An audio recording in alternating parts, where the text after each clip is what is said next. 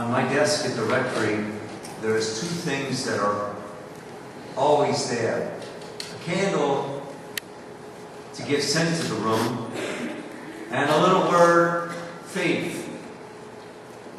And when people come to see me with problems and crosses and difficulties and struggles and challenges in life, I remind myself of this little word that makes a big difference in our lives. Faith. In tonight's gospel, Jesus uses a metaphor. If you had a faith as small as the smallest seed in Palestine, a mustard seed, it's so small that it's invisible. You can't even see it.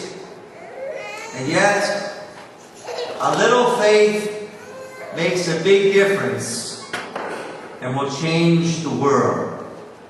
A little faith. Today's first reading from a 6th century prophet Habakkuk. He's going through a spiritual dilemma, a spiritual crisis. And all he sees is an avalanche of darkness. Violence, discord, unending feuds, strife, misery on every side. He sees no way out. Sometimes we are in that same situation where we see no way out of this darkness. And the Lord says to him, hold on to your vision. Don't lose your vision. That I'm a God of promise and a God of peace and a God of prosperity. Never lose your vision. Because if you lose your vision, you lose everything. Last night we had the blessing of animals on the feast of St. Francis of Assisi. And everybody, from young to old, said the name of their animal, said how old it was, and what breed it was. And this one lady had a golden retriever, Katie. And she said, I came tonight because Katie has cancer and has 2 weeks to live. And we're praying for Katie, the golden retriever. They came for a blessing. And their faith anointed us all. In today's second reading from Paul's letter to Timothy, he tells Timothy and he encourages Timothy, who has grown lukewarm and sort of cooled off in the faith, stir into flame the gift of devotion, prayer, and faith. Because it can easily be extinguished and the fire go out.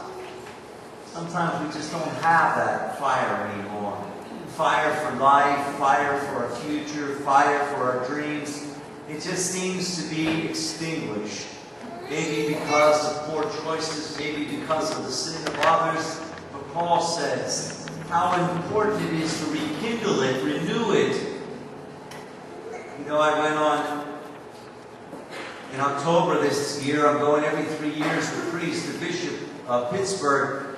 Every 3 years he brings us together for a week to recommit our love for Christ and the gospel and preaching to strengthen other people's faith, because the greatest way for your faith to grow is to exercise it yourself.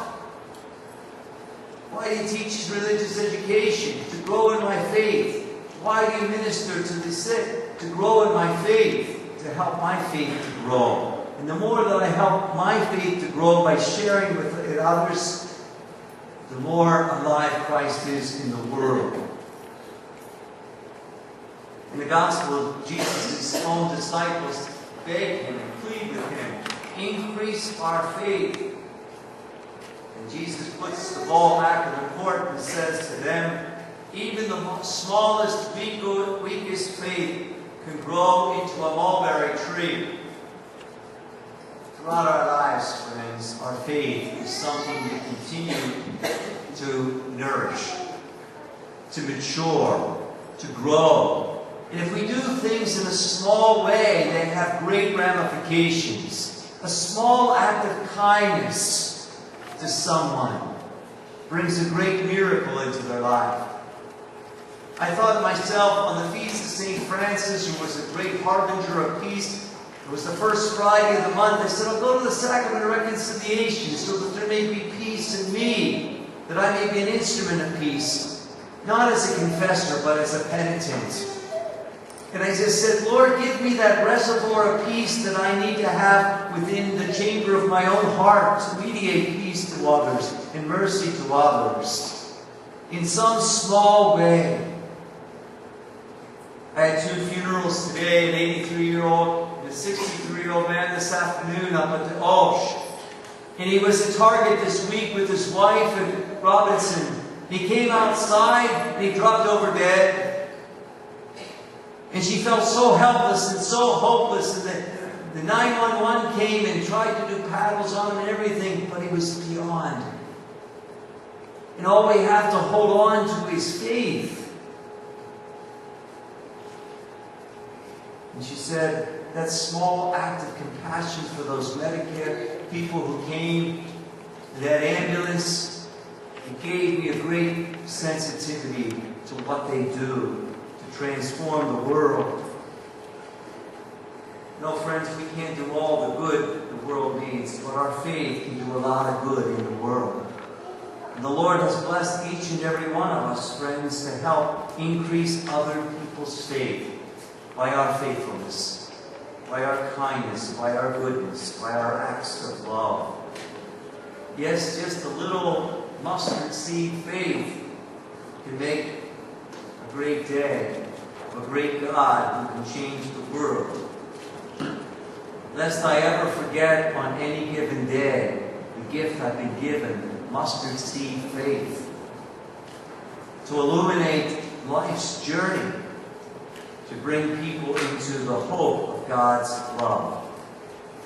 St. John Vianney said it this way: my children, the 3 greatest acts of life are faith, hope, and love. And all the happiness we could ever imagine here on earth to obtain are found in those 3 graces. Help us this week, Lord, to grow in faith, hope, and love.